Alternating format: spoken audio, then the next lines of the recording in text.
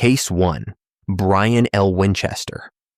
A licensed insurance and financial agent in Tallahassee, Florida, sold an $800,000 life insurance policy to his best friend in June 2000.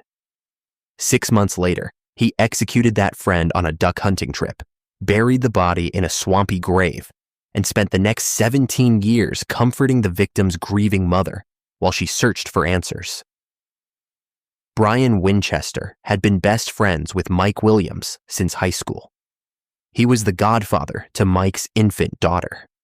He had sat at family dinners, attended church services, and participated in community events alongside the family of the man he murdered.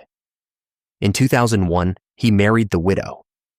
The one totaled $75 million in life insurance policies that Mike Williams held would become the motive for one of the most calculated betrayals in Florida criminal history. Brian L. Winchester was born in 1970 in Tallahassee, Florida. He was raised in a conservative, middle-class household and attended North Florida Christian School.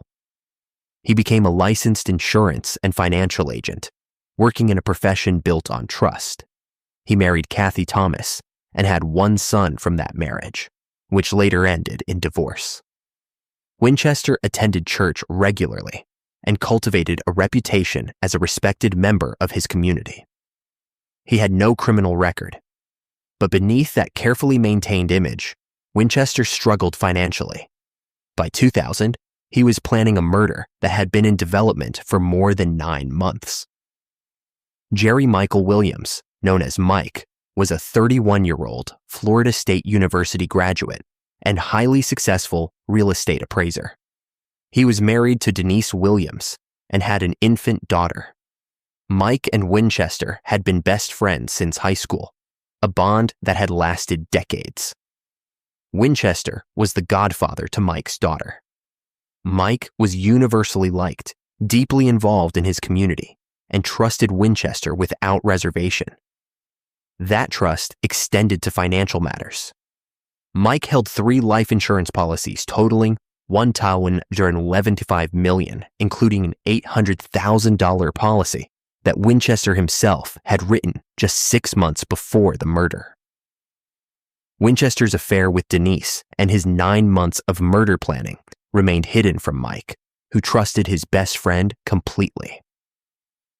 On December 16, 2000, at approximately 6 a.m., Winchester and Mike Williams launched a boat onto Lake Seminole in Jackson County, Florida. The trip was routine. The two men had hunted together many times before. What happened on that freezing December morning was not an accident. Winchester pushed Mike from the boat into the water. When Mike surfaced, Winchester shot him point blank in the face with a 12-gauge shotgun. Mike died instantly. Winchester returned to Tallahassee, buried the body in an undisclosed swampy grave in Leon County, and attended a family Christmas party that same day. Denise reported Mike missing. A massive search operation was launched across Lake Seminole. Rescue teams searched for days. All they found was an abandoned boat and a pair of floating waders. Winchester repeatedly told police and family members that Mike must have hit a stump and drowned. The body was never recovered. For 17 years, the case remained cold. Winchester married Denise Williams, the widow of the man he had murdered. He attended family gatherings. He comforted Mike's mother as she campaigned for answers about what had happened to her son. Winchester knew exactly where Mike was buried, but he said nothing. The marriage to Denise eventually fell apart. On August 5, 2016, Winchester was arrested for kidnapping Denise Williams during a domestic dispute. It was that arrest, unrelated to the murder, that finally broke the case open. Investigators began examining the connections between Winchester, Denise, and Mike's disappearance. In 2017, Winchester was offered full immunity from prosecution for Mike's murder in exchange for his testimony. He accepted. Winchester confessed. He led investigators to Mike's remains in the Leon County swamp. Forensic analysis of the remains revealed shotgun pellets that matched Winchester's weapon. FDLE Special Agent Mike Depew had worked the case for years. The confession finally gave Mike's family the answers they had sought for nearly 2 decades. Winchester did not face a murder trial. The immunity deal protected him from charges related to Mike's death. He pleaded guilty to armed kidnapping and was sentenced in December 2017 by Judge James C. Hankinson to 20 years in prison. Prosecutor John Fuchs and defense attorney Tim Jansen handled the proceedings. Winchester received 0 years for murder, but the immunity deal required him to testify against Denise Williams, who was charged with conspiracy to commit murder and first-degree murder. Denise's trial took place in December 2018 in Leon County. Judge James C. Hankinson presided. Winchester took the stand as the prosecution's star witness. He delivered a chilling, detailed confession, describing how he had shot his best friend in the face and buried him in a swamp. Winchester openly sobbed on the witness stand. At one point, he turned to Mike's mother and said, "I'm sorry it took so long." On December 14, 2018, the jury found Denise Williams guilty. The conviction was later overturned in 2020, but the conspiracy to commit murder charge was upheld. Brian Winchester is 55 years old. He is incarcerated at Wakulla Correctional Institution in Florida. His inmate number is J59590. He is scheduled for release in 2036, having served 20 years for kidnapping. He will serve nothing for the murder of Mike Williams. The immunity deal that gave prosecutors the testimony they needed to convict Denise Williams also gave Winchester freedom from a murder charge. Mike Williams was 31 years old when his best friend executed him on a hunting trip. Winchester buried him, married his widow, and spent 17 years comforting his grieving mother at family gatherings, while knowing exactly where her son's body was located. The case has been featured on Dateline 2020 and the podcast Over My Dead Body. It stands as an example of the legal complexities involved in using immunity deals to break conspiracies that have remained hidden for decades. Winchester will walk out of prison in 2036. Mike Williams will never come home. Case 2. Liam McAtasney. A secret recording captured a 19-year-old man explaining to an acquaintance how he had strangled his childhood friend to death. Liam McAtasney complained on the tape that killing Sarah Stern had taken longer than he expected, and that the money he stole from her was old and gross. The recording was made by Anthony Curry, who contacted police after McAtasney bragged about the murder at a house party. What the tape revealed was a crime motivated entirely by greed. McAtasney and Stern had been lifelong friends. They attended junior prom together in December 2016 after learning that Stern had discovered a lockbox of cash left by her late mother. McAtasney strangled her, stole approximately $10,000, and threw her body off a bridge into the Shark River in Neptune City, New Jersey. Her body was never found. The case was solved because McAtasney could not resist talking about what he had done. Liam McAtasney was born in 1997 in Neptune City, New Jersey. He graduated from Neptune High School and lived with his roommate, Preston Taylor, in a small apartment. McAtasney was unemployed and doing odd jobs, broke and desperate for cash to fund what he described as an independent lifestyle. He had no professional credentials, no severe mental health diagnoses, and no prior criminal record. He had grown up alongside Sarah Stern, and the two had been friends since childhood.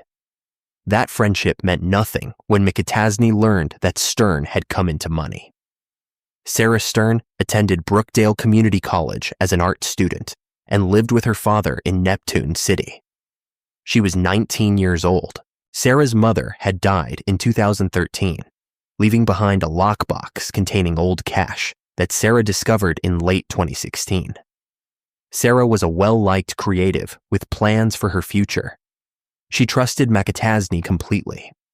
When he asked to come over on December 2nd, 2016, she let him into her home without hesitation. She had no reason to believe that her childhood friend was planning to kill her. December 2nd, 2016. McAtasney went to Sarah Stern's family home in Neptune City, New Jersey. He had been planning the murder for 6 months. He had researched strangulation techniques and had timed how long it would take to choke someone to death. When Sarah let him inside, McAtasney attacked her. He strangled her. Sarah fought back, but McAtasney overpowered her. The struggle lasted longer than he had anticipated. After Sarah was dead, McAtasney stole the money from the lockbox. He called his roommate, Preston Taylor, and asked for help moving the body. Taylor arrived. The two men wrapped Sarah's body, placed it in her own car, and drove to the Route 35 bridge over the Shark River. They threw Sarah's body into the water. McAtasney abandoned Sarah's car on the bridge with the keys still inside, staging the scene to look like a suicide. Then he returned home and participated in community search parties when Sarah was reported missing. Sarah's abandoned car was found on the Route 35 bridge the next morning. Authorities initially treated the case as a possible suicide. Sarah's body was never recovered from the river. The case might have remained unsolved if McAtasney had kept quiet. Instead, he bragged about the murder at a house party. Anthony Curry, an acquaintance, was disturbed by what he heard and contacted police. Investigators asked Curry to wear a wire and record McAtasney. On the recording, McAtasney provided a detailed confession. He described strangling Sarah, complained that it took longer than he expected, and expressed annoyance that the money he stole was old and gross. He also mentioned that he and Taylor had buried 2 safes in local parks containing the stolen cash. The recording was incontrovertible evidence. On February 2nd, 2017, police arrested McAtasney and charged him with first-degree murder, felony murder, robbery, and desecration of human remains.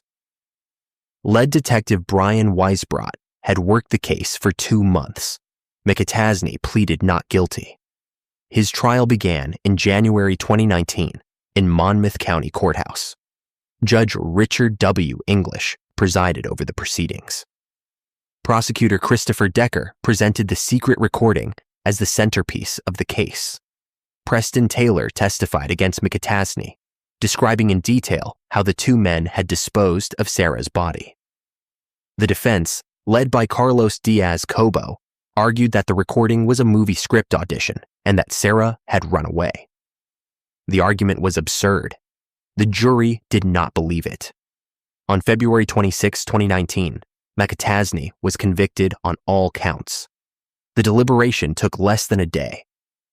On June 21, 2019, Judge Richard W. English sentenced Liam McAtasney to life in prison without the possibility of parole, plus 10 consecutive years for desecration of human remains.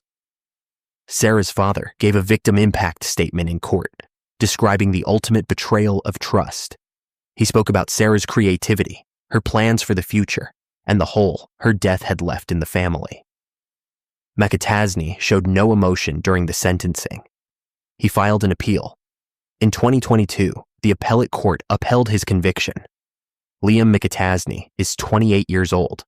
He is incarcerated at New Jersey State Prison. His inmate number is 0022117C. He will never be released. McAtasney strangled his 19-year-old childhood friend for a lockbox of bills her late mother had saved. Her body has never been found. New Jersey lawmakers responded by drafting Sarah Stern's law, which imposed harsher penalties for concealing or desecrating human remains.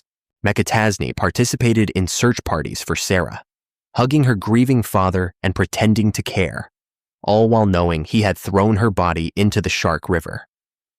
The recording that convicted him remains one of the most chilling pieces of evidence in New Jersey criminal history. On the tape, McAtasney sounds annoyed, not remorseful. He will spend the rest of his life in prison because he could not stop himself from bragging about what he had done. Case 3. Pamela Hupp, a State Farm administrative worker with a background in life insurance, convinced her terminally ill best friend to sign over a $150,000 policy just days before stabbing her 55 times in her own home. Pamela Hupp then staged the crime scene to frame the victim's husband, dipping the victim's socks in her own blood and walking them around the house to create false evidence. The husband, Russ Faria, was wrongfully convicted and spent years in prison before being exonerated. 5 years later, Hupp murdered a completely innocent, mentally disabled stranger in an attempt to plant fake evidence and frame Russ Faria again. What emerged from the investigation into Hupp's crimes was a portrait of manipulation so extensive that it resulted in a complete overhaul of the Lincoln County Prosecutor's Office and became the subject of a podcast and NBC miniseries starring Renee Zellweger. Pamela Hupp was born Pamela Newman on October 10, 1958, in Delwood, Missouri. She graduated from high school and worked as an administrative employee at State Farm, where she developed expertise in life insurance matters. She married Mark Hupp and had 2 children. Hupp had no violent criminal record, but she had been caught forging signatures on insurance documents twice before. She carried substantial debt that she masked behind a middle-class appearance. By 2011, Hupp was working alongside a woman named Betsy Faria, and the two became close friends. Elizabeth Betsy Faria was 42 years old. She worked at State Farm and was married to Russ Faria. The couple had 2 daughters. Betsy was battling terminal breast cancer, and by late 2011, she was extremely lethargic from chemotherapy. She trusted Hupp to help her manage financial matters during her illness. That trust was fatal. Just days before Betsy's death, Hupp convinced her to change the beneficiary on her $150,000 life insurance policy, naming Hupp instead of Betsy's daughters. Betsy signed the paperwork, believing that Hupp would use the money to set up a trust for the children. December 27, 2011. Hupp insisted on driving Betsy home from chemotherapy to the Faria residence in Troy, Missouri. Once inside, Hupp stabbed Betsy 55 times. The attack was sustained and brutal. After Betsy was dead, Hupp staged the scene to look like a domestic murder. She took Betsy's socks, dipped them in Betsy's blood, and walked them around the house to create the appearance of bloody footprints belonging to Russ Faria. Hupp left the residence. When Russ came home, he found Betsy's body and called 911. His hysteria was genuine. He had just returned from a game night with friends, and he had an airtight alibi. But investigators focused on him immediately. The staged crime scene pointed directly at Russ. Hupp's involvement went unnoticed. Russ Faria was arrested and charged with murder. In 2013, he was wrongfully convicted and sentenced to prison. Hupp testified at his trial, presenting herself as Betsy's devastated best friend. She claimed that Betsy had given her the $150,000 to set up a trust for the children. The money went directly into Hupp's account, and no trust was ever created. Russ Faria spent years fighting his conviction.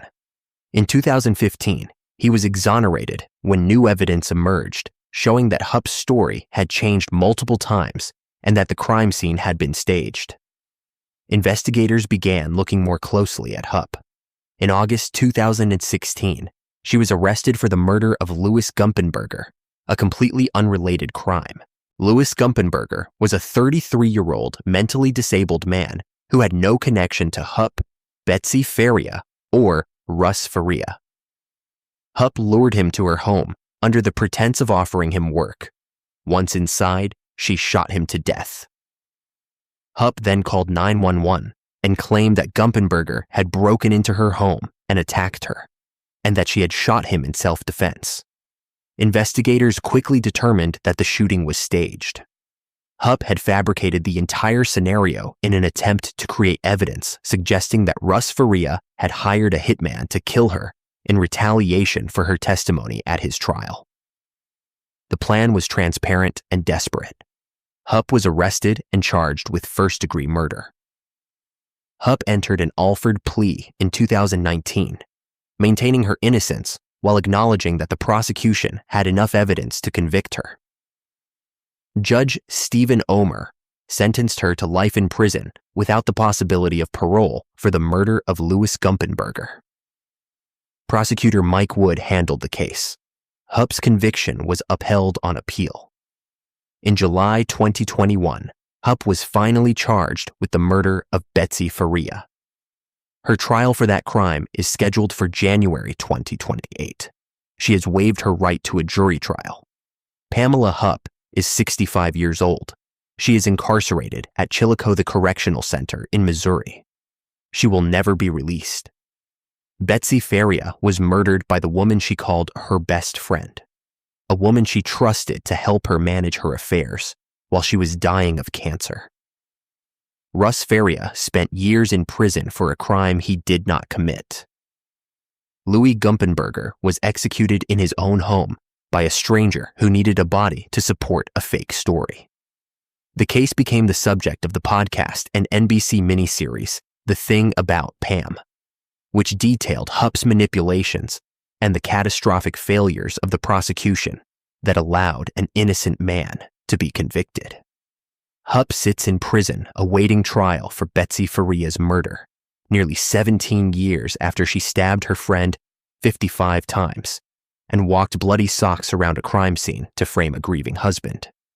Case 4, Ashley Britt MacArthur, a former crime scene investigator with a college degree in criminal justice, shot her best friend in the back of the head, buried the body on her family's farm, and then spent weeks attending social events and drinking with the victim's frantic girlfriend while the body decomposed under concrete and potting soil 30 feet away.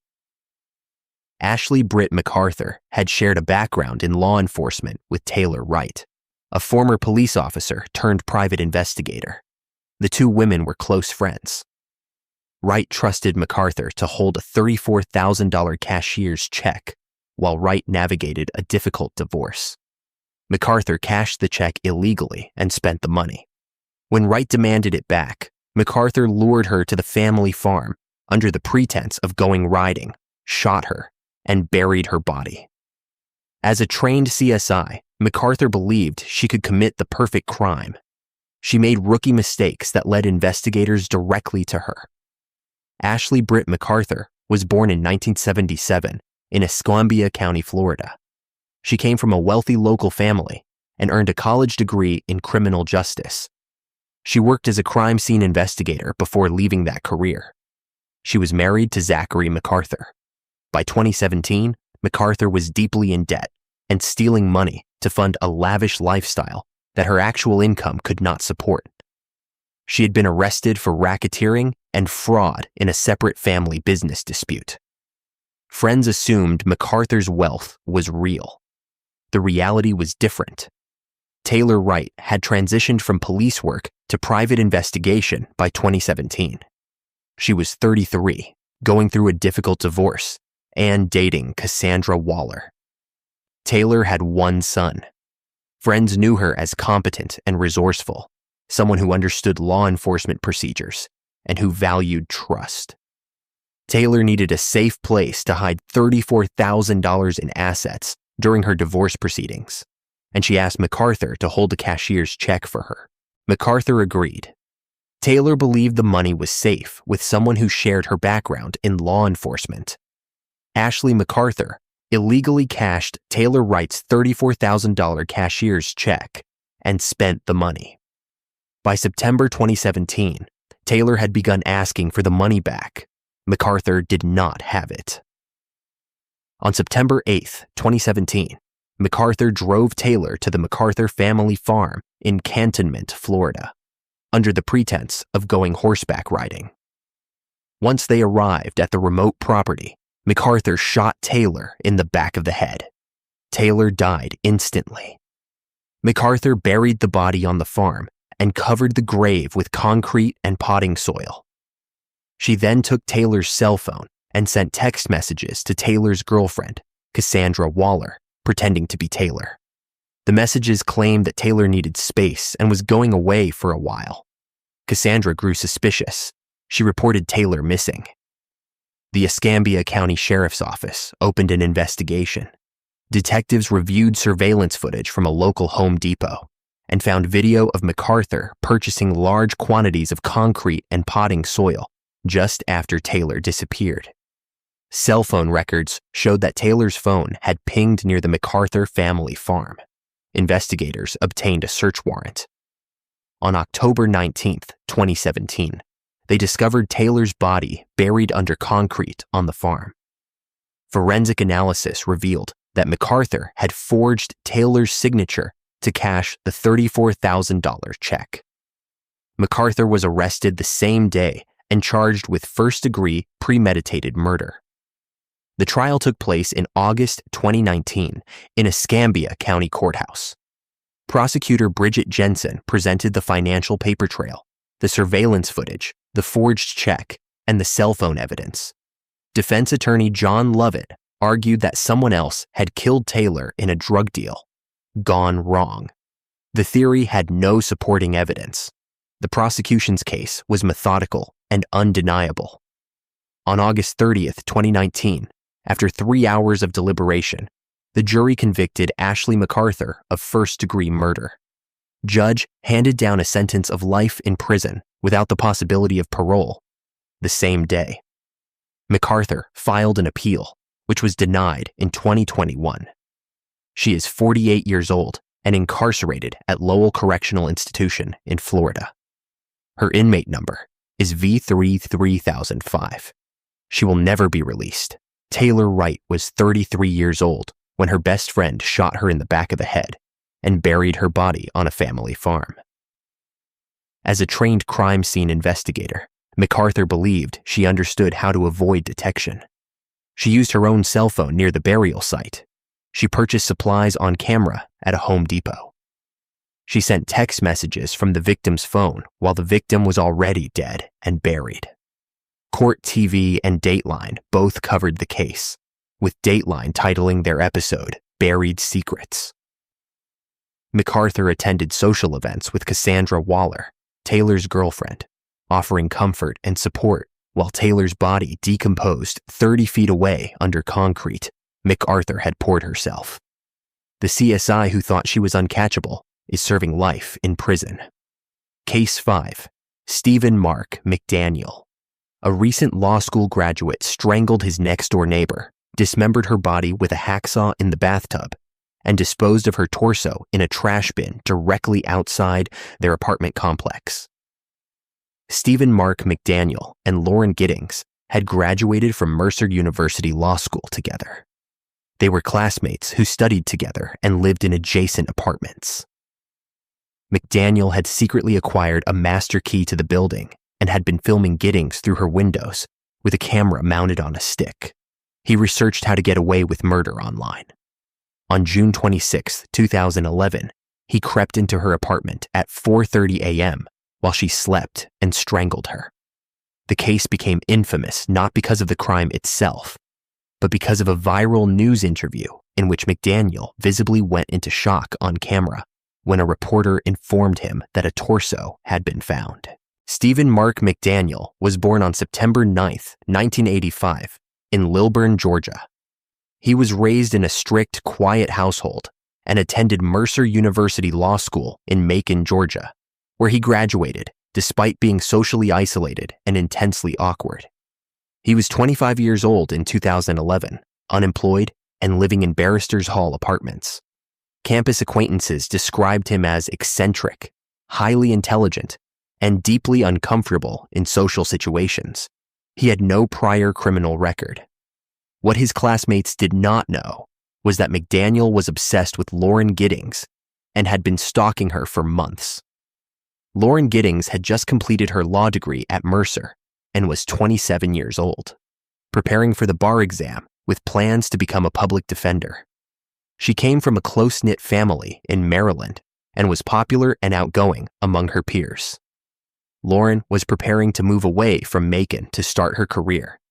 She lived alone in an apartment next door to McDaniel. The two had studied together during law school, and Lauren had no reason to suspect that McDaniel was watching her through her windows or planning to kill her. She trusted that the building was secure.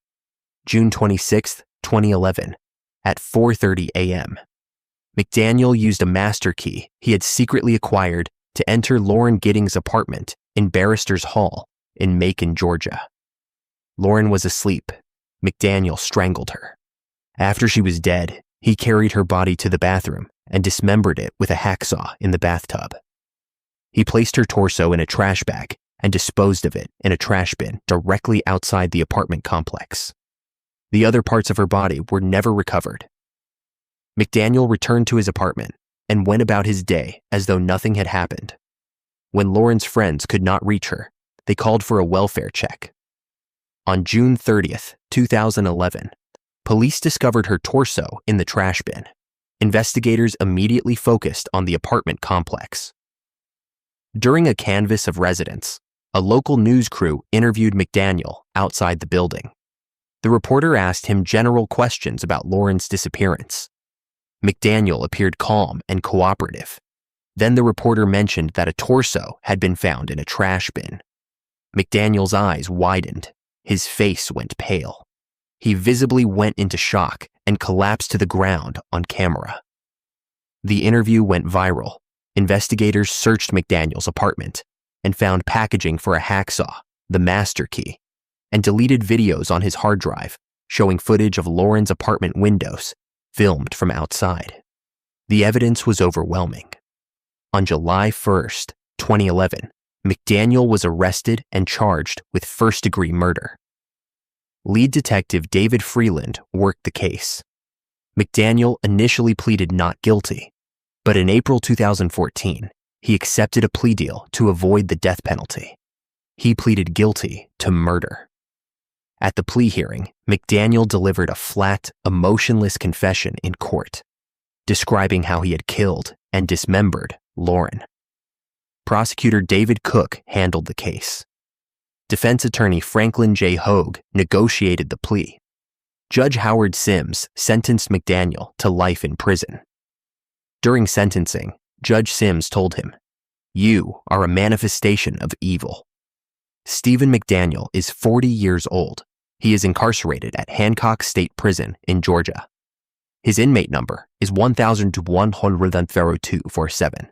He will be eligible for parole in 2041. The law degree both McDaniel and Giddings earned meant nothing when he crept into her apartment at 4:30 a.m. and strangled her. McDaniel genuinely believed that his legal education equipped him to outsmart law enforcement. The interrogation footage and the viral news interview have become staple teaching materials in body language and criminal psychology courses worldwide. McDaniel attempted to appeal his conviction in 2018, claiming his rights had been violated. The appeal was denied. He sits in prison, eligible for parole in 15 years, having dismembered a classmate he had stalked and filmed through her windows. In case 6. Yolanda Saldívar. The president of a Grammy-winning singer's fan club manipulated her way into the star's inner circle, became manager of the singer's boutiques, embezzled over $30,000, and then shot the singer in the back as she tried to flee a motel room. Yolanda Saldívar had been a registered nurse before founding the Selena fan club in the early 1990s. She became so deeply embedded in Selena Quintanilla Perez's life that the Tejano superstar referred to Saldívar as family. By 1995, Selena's father had discovered that Saldívar was stealing from the boutiques, and Selena went to confront her. On March 31st, 1995, at a Days Inn in Corpus Christi, Texas, Saldívar shot Selena with a .38 caliber revolver, severing an artery. Selena ran 390 feet to the hotel lobby, leaving a blood trail, and named her killer before collapsing. The murder sparked massive cultural mourning and made Saldívar one of the most reviled figures in American crime history. Yolanda Saldívar was born on September 19, 1960, in San Antonio, Texas. She came from a large family and was frequently bullied during her youth. She trained as a registered nurse and worked in healthcare before becoming involved with Selena's career. She was single and had adopted 3 children. By the early 1990s, Saldívar had founded Selena's official fan club and quickly became indispensable to the singer. Selena trusted her completely. Saldívar was eventually named manager of Selena Etc., the boutiques Selena operated. Saldívar had been investigated for embezzlement at a previous medical job, but she had no violent criminal record. Boutique employees described her as controlling and abrasive. Selena's family noticed financial irregularities in early 1995. Selena Quintanilla Perez was 23 years old. She was a Grammy-winning Tejano music superstar, beloved by millions, and on the verge of a massive English-language crossover that would have made her an international icon. She was married to Chris Perez, and her family managed her career. Selena had built the fan club and the boutiques with Saldívar's help, and she trusted Saldívar as a close confidant. Selena's father, Abraham Quintanilla, presented evidence to Selena in March 1995 that Saldívar had embezzled over $30,000 from the boutiques. Selena refused to believe it at first. She was too trusting. When the evidence became undeniable, Selena agreed to meet with Saldívar to retrieve financial records. March 31st, 1995, at 11:48 a.m. Selena went to room 158 at the Days Inn in Corpus Christi, Texas, to retrieve financial documents from Yolanda Saldívar. The meeting was supposed to be brief. Saldívar had been stalling for weeks, claiming she had been raped and providing inconsistent explanations for the missing money. When Selena asked for the records, Saldívar pulled out a .38 caliber revolver and shot Selena once in the right lower shoulder. The bullet severed an artery. Selena turned and ran from the room. She made it 390 feet to the hotel lobby, leaving a blood trail behind her. Selena collapsed at the front desk and told the clerk, "Yolanda." Room 158, identifying her killer with her final words. She was rushed to a hospital where she died from blood loss. Saldívar retreated to her pickup truck in the parking lot and engaged in a 9.5-hour standoff with police, holding the gun to her own head and claiming the shooting was an accident. Police arrested Saldívar after the standoff ended. She was charged with first-degree murder. Prosecutor Carlos Valdez handled the case. The trial took place in October 1995 at Harris County Courthouse after being moved due to the intense publicity surrounding Selena's death. Judge Mike Westergren presided. Defense attorney Doug Tinker argued that the gun had misfired while Saldívar was attempting suicide. Prosecutors proved that the .38 caliber revolver required 11 pounds of pressure to pull the trigger, making an accidental discharge nearly impossible. Forensic evidence, financial records showing the embezzlement, and the dying declaration from Selena were presented to the jury. On October 23, 1995, after 2 hours of deliberation, the jury convicted Yolanda Saldívar of first-degree murder. Judge Mike Westergren sentenced Saldívar to life in prison with the possibility of parole after 30 years. Saldívar filed multiple appeals, all of which were denied. She is 63 years old and incarcerated at the Mountain View Unit in Gatesville, Texas. Her inmate number is 0077056. She became eligible for parole on March 30th, 2025. She is kept in solitary confinement for her own safety due to threats from other inmates. A Tejano superstar on the verge of crossover stardom was shot by the fan club president she had referred to as family. The murder sparked massive cultural mourning across the United States and Latin America. Selena's story became the subject of numerous documentaries and the 1997 film Selena. Saldívar manipulated her way into the singer's life entirely through obsessive fan club dedication. The dying declaration Selena made in the hotel lobby naming Yolanda room 158, preserved her final act of courage, and ensured that her killer could not escape justice. Saldívar sits in solitary confinement, eligible for parole, nearly 30 years after she shot the woman who had trusted her completely. Case 7. Edward Younghoon.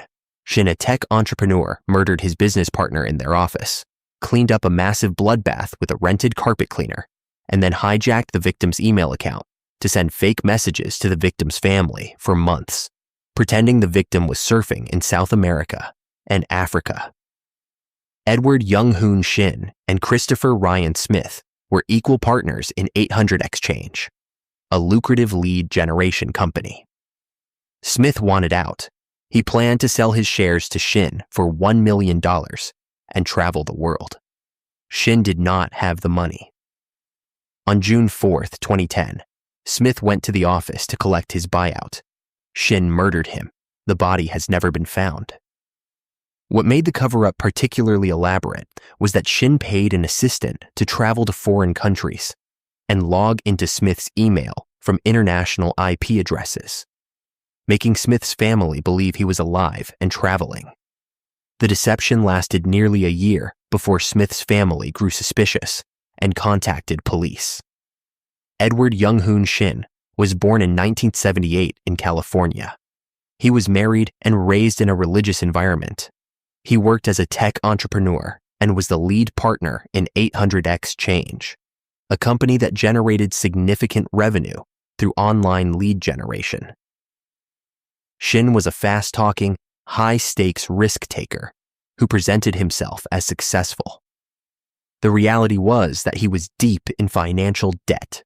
Shin had previously been convicted of embezzling $700,000 from a former employer and was paying restitution. By 2010, Shin's financial situation was desperate. When Smith asked for a $1 million buyout, Shin decided that murder was easier than payment. Christopher Ryan Smith had co-founded 800 Exchange with Shin and built it into a profitable enterprise. At 31, he was ready to cash out and travel the world. Smith was wealthy, adventurous, and close to his parents and brother in Oregon. He had worked alongside Shin to build the company, and he believed the buyout would be straightforward. Smith wanted to surf in exotic locations and live a life of freedom.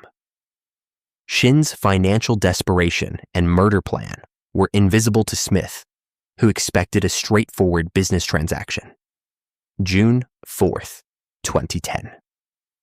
Christopher Smith went to the 800 Exchange offices in San Juan Capistrano, California, to collect his buyout payment.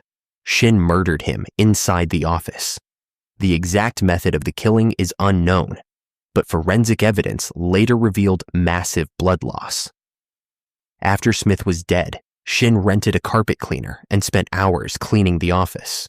He disposed of Smith's body in a location that has never been discovered. Then Shin began the elaborate cover-up. He hijacked Smith's email account and began sending messages to Smith's family, pretending to be Smith. The emails described surfing trips in South America and Africa. Shin paid an assistant to travel to foreign countries and log into Smith's email from those locations so that the IP addresses would match the fabricated travel itinerary. The deception was meticulous. Smith's family received the emails for months. By April 2011, they grew suspicious. The messages felt off. Smith's brother contacted authorities and reported him missing. The Orange County Sheriff's Department opened an investigation. When detectives examined the 800 Exchange office with luminol, they discovered a massive, cleaned-up bloodbath. The entire office floor lit up under forensic analysis. Shin's DNA was found on the rented carpet cleaner. Investigators traced the emails and discovered the international IP address scheme. In August 2011, Shin attempted to flee the country. He was arrested at Los Angeles International Airport while boarding a flight to Canada. Shin was charged with first-degree murder. Prosecutor Matt Murphy handled the case. The trial took place in November 2018 in Orange County Superior Court. Shin admitted to being present when Smith died, but claimed that a Russian hitman named Chate had killed Smith over a debt. The story was absurd. Prosecutors presented the luminol evidence, the carpet cleaner DNA, the hijacked emails, and the international travel scheme. The jury did not believe Shin's defense. In December 2018, Shin was convicted of first-degree murder. On December 14, 2018, he was sentenced to life in prison without the possibility of parole. Edward Shin is 48 years old. He is incarcerated at Mule Creek State Prison in California. His inmate number is BG51128. He will never be released. Christopher Smith's body has never been found. The case was featured on 2020 in an episode titled The Master Illusionist and on Dateline. Shin's elaborate email ruse, which involved paying someone to physically travel to foreign countries to create false digital trails, stands as one of the most calculated cover-up attempts in California criminal history. Smith was 31 years old, planning to travel the world, when his business partner murdered him in the office they had built together. Shin sits in prison, convicted of a murder for which no body was ever recovered, undone by the luminol test that revealed the blood he thought he had cleaned away. Case 8. Ezra McCandless. A 20-year-old woman stabbed her former lover 16 times inside his vehicle on a remote farm road, carved the word boy into her own arm, and then knocked on a farmhouse door claiming she had been assaulted. Ezra McCandless had been involved in a polyamorous relationship that included Alex Woodworth and another boyfriend. When the primary boyfriend became angry about the ongoing affair with Woodworth, McCandless decided to prove her loyalty by eliminating Woodworth entirely. She lured him to a remote location in Dunn County, Wisconsin, under the pretense of needing help with a flat tire. Once he arrived, she stabbed him to death. The self-inflicted carving on her arm was meant to frame Woodworth as an abusive attacker. Forensic analysis revealed that the word was upside down, indicating McCandless had carved it herself. Her own journals detailed the manipulation. The case became a staple of court TV coverage and YouTube true crime channels. Ezra McCandless was born Rosalind in 1998 in Wisconsin. She came from a tumultuous background and had a history of drifting. She was a college dropout who worked as a barista in the Eau Claire indie scene. She was known locally for her volatile relationship history and documented attention-seeking behavior. She had no violent felonies on her record. By early 2018, McCandless was entangled in a complicated polyamorous dynamic that included a primary boyfriend and Alex Woodworth, a former romantic partner who had remained close to her. The primary boyfriend became angry when he learned McCandless was still seeing Woodworth. McCandless felt desperate to prove her loyalty. Alex Woodworth split his time between substitute teaching and working at a local cafe. At 24, he was known in Eau Claire as a thoughtful intellectual. He had been romantically involved with McCandless and had remained her friend even after the relationship ended. When McCandless called him on March 22, 2018, claiming she had a flat tire on a remote farm road in Dunn County, Woodworth agreed to help her. He trusted her. He had no reason to believe she was planning to kill him. March 22, 2018. McCandless lured Alex Woodworth to a muddy farm road in Dunn County, Wisconsin. She told him she needed help with a flat tire. When he arrived, McCandless attacked him inside his vehicle. She stabbed him 16 times.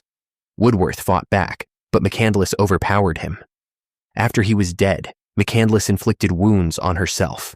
She took a knife and carved the word boy into her own arm. Then she walked to a nearby farmhouse and knocked on the door, covered in blood, claiming that a man had assaulted her. The homeowners called 911. McCandless told responding officers that Woodworth had attacked her. Investigators found Woodworth's body in his car the next morning. The story began to unravel immediately. Forensic analysis of the carved word boy revealed that it was upside down which indicated it had been self-inflicted. McCandless's journals were recovered and contained detailed entries about her manipulation of the men in her life. Cell phone records and text messages showed that McCandless had been planning something for days. On April 6, 2018, McCandless was arrested and charged with first-degree intentional homicide. The trial took place in October 2019 in Dunn County Courthouse. Judge James Peterson presided. Prosecutor Richard White presented the forensic evidence of the self-inflicted wound, the journals, and the timeline that dismantled McCandless's claim of self-defense.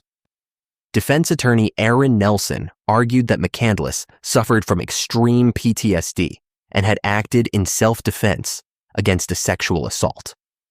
The prosecution dismantled the timeline, proving that McCandless had planned the murder to win back her primary boyfriend by eliminating Woodworth.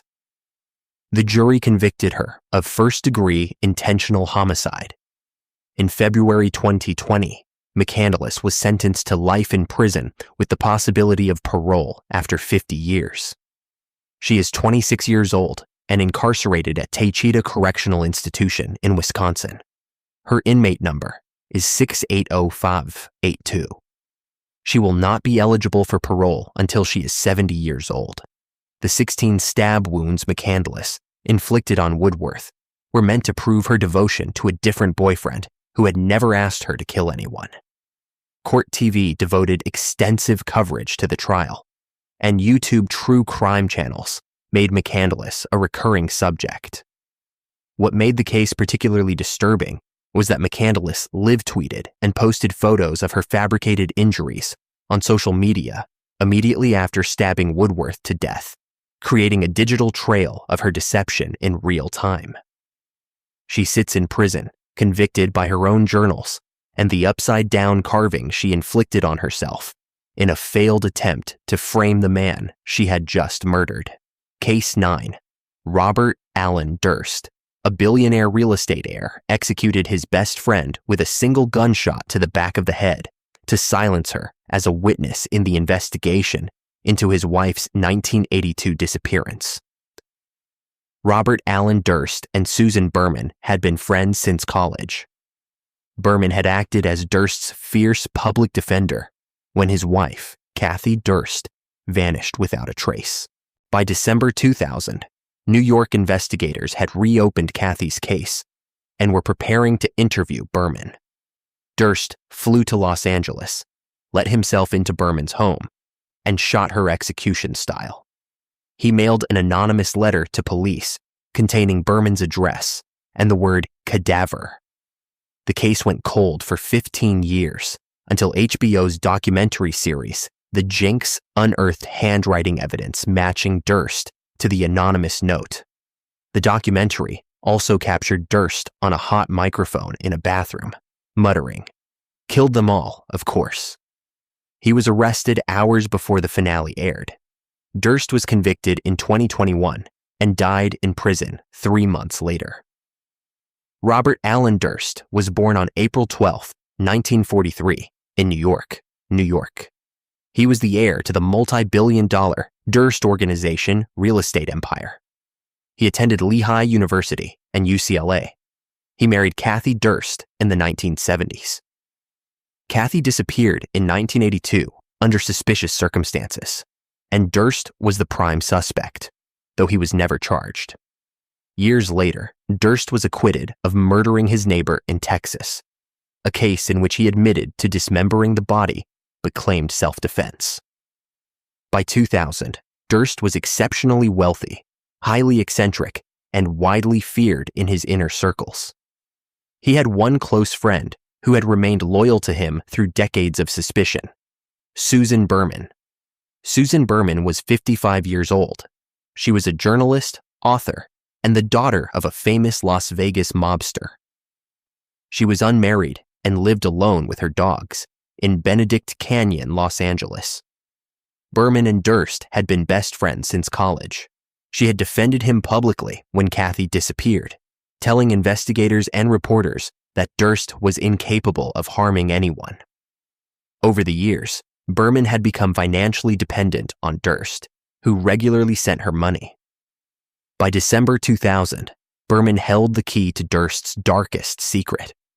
New York investigators were reopening the Kathy Durst case, and they were en route to interview Berman. December 23, 2000. Robert Durst flew to Los Angeles and let himself into Susan Berman's home in Benedict Canyon. He shot her once in the back of the head with a 9mm handgun. Berman died instantly. Durst left the house and fled the state. He then mailed an anonymous letter to the Beverly Hills Police Department. The letter contained Berman's address and a single word: cadaver. The note was written in block letters to disguise the handwriting.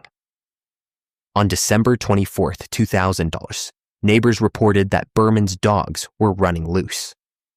Police entered her home and found her body. The investigation went cold. There were no witnesses, no obvious suspects, and no clear motive that investigators could identify at the time.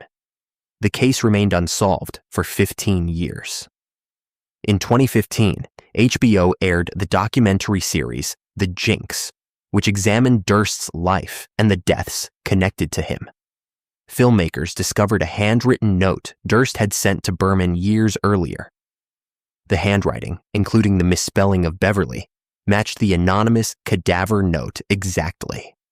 The documentary also captured Durst in a bathroom, unaware that his microphone was still live, muttering to himself, "What the hell did I do? Killed them all, of course." On March 14, 2015, hours before the finale of The Jinx aired, Durst was arrested in New Orleans and charged with first-degree murder. The trial was delayed by the COVID-19 pandemic. It resumed in May 2021 in Los Angeles County Superior Court. Judge Mark Wyndham presided. Prosecutor John Lewin presented a case that masterfully linked Durst's 3 suspected murders: Kathy Durst, Susan Berman, and the Texas neighbor. Defense attorney Dick DeGuerin admitted that Durst had written the cadaver note, but claimed he had found Berman already dead and panicked. The hot mic audio from the documentary was played for the jury. On September 17, 2021, the jury convicted Robert Durst of first-degree murder. On October 14, 2021, Judge Wyndham sentenced him to life in prison without the possibility of parole. Robert Durst died in state custody on January 10, 2022, from cardiac arrest. He was 78 years old. He had been incarcerated for less than 3 months. 18 years of fierce loyalty to Durst ended with a single bullet to Berman's head, fired the moment she became a witness instead of an accomplice. The case stands as an example of hubris. A billionaire heir agreed to participate in a documentary that ultimately provided the evidence needed to convict him. The Jinx became one of the most significant pieces of evidence in a murder trial in modern history. Durst's muttered confession, captured on a hot microphone, will be remembered as one of the most chilling moments in true crime media. He died in prison, convicted of killing the woman who had spent decades protecting him. Case 10. Craig, Michael Titus, and Kelly Ann Ryan, 2 professional bodybuilders and fitness magazine icons, beat, tased, injected with morphine, and strangled their live-in personal assistant, then drove her body to the Nevada desert and set it on fire inside a Jaguar. Craig Michael Titus and Kelly Ann Ryan were IFBB bodybuilding royalty in Las Vegas, masking heavy recreational drug abuse behind a facade of physical perfection. Melissa James was a 28-year-old choreographer who had moved from Florida to work as their personal assistant. She lived in their home and was completely dependent on them financially. On December 14, 2005, an argument over alleged embezzlement and complex romantic jealousies escalated into brutal violence. Titus and Ryan wrapped Melissa's body in bedding, placed it in Ryan's Jaguar, and drove to a remote location. They doused the car in lighter fluid and set it ablaze. A truck driver spotted the burning vehicle and called 911. The case destroyed the pristine facade of the mid-2000s professional fitness industry and revealed the darkness behind the glossy magazine covers. Craig Michael Titus was born in 1965. Kelly Ann Ryan was born in 1972. Both were professional IFBB bodybuilders who had achieved significant success in the sport. Titus had won multiple titles and appeared on the covers of fitness magazines. Ryan was celebrated as a fitness icon and had a lucrative career in modeling and endorsements. The couple lived in Las Vegas and presented themselves as the embodiment of health and discipline. The reality was different. Titus had prior convictions for steroid distribution. Both were heavily involved in recreational drug use. By 2005, the couple's finances were strained and their relationship was volatile. Melissa James was 28 years old. She worked as a choreographer and personal assistant. She had moved from Florida to Las Vegas to work for Titus and Ryan. Melissa lived in their home, sharing their space and acting as their assistant and roommate. Friends knew her as friendly and trusting. Melissa was completely dependent on Titus and Ryan for housing and income. She had no idea that a dispute would lead to her death. December 14th, 2005. An argument erupted at the Titus and Ryan residence in Las Vegas, Nevada. The exact cause of the dispute remains unclear, but prosecutors later suggested it involved allegations that Melissa had been embezzling money and tensions related to romantic jealousies fueled by drug use. The argument escalated into violence. Titus and Ryan attacked Melissa. They beat her. They used a taser on her. They injected her with morphine. They strangled her with wire. Melissa died in the home where she had been living. After she was dead, Titus and Ryan wrapped her body in bedding and carried it to Ryan's Jaguar. They drove to a remote area of the Nevada desert. They doused the car in lighter fluid and set it on fire. Early on December 14th, 2005, a truck driver spotted flames off the highway and called 911. Firefighters arrived and extinguished the blaze. Inside the burned Jaguar, they found Melissa James's body. The vehicle was registered to Kelly Ann Ryan. Investigators reviewed surveillance footage from a local store and found video of Craig Titus purchasing lighter fluid shortly before the fire. Titus and Ryan fled to Boston. On December 23, 2005, the FBI apprehended them in Stoughton, Massachusetts. They were charged with first-degree murder, kidnapping, and arson. Both Titus and Ryan avoided trial by accepting plea deals in 2008 to escape the death penalty. Prosecutor Robert Daskus handled the case. In July 2008, sentencing took place in Clark County. Craig Titus pleaded guilty to second-degree murder and was sentenced to 21 to 55 years in prison. Kelly Ann Ryan pleaded guilty to arson and battery and was sentenced to 3 to 13 years. Ryan was released on parole in 2017 and subsequently divorced Titus. Craig Titus is 59 years old. He is incarcerated at Southern Desert Correctional Center in Nevada. He will be eligible for parole in 2026. Kelly Ryan is 51 years old. She was released from prison in 2017 and is no longer incarcerated. Melissa James was 28 years old when the two bodybuilders she worked for killed her in their home and burned her body in the desert. The case received massive coverage on 48 Hours in an episode titled Muscle and Blood. What made the crime particularly disturbing was the sheer physical brutality. Two professional bodybuilders at the peak of their physical strength used that strength along with a taser and morphine to overpower their female assistant in their own home. The case destroyed the image of the professional fitness industry and exposed the drug abuse and violence that existed behind the magazine covers. Titus will be eligible for parole in 2026. Melissa James will never see 30.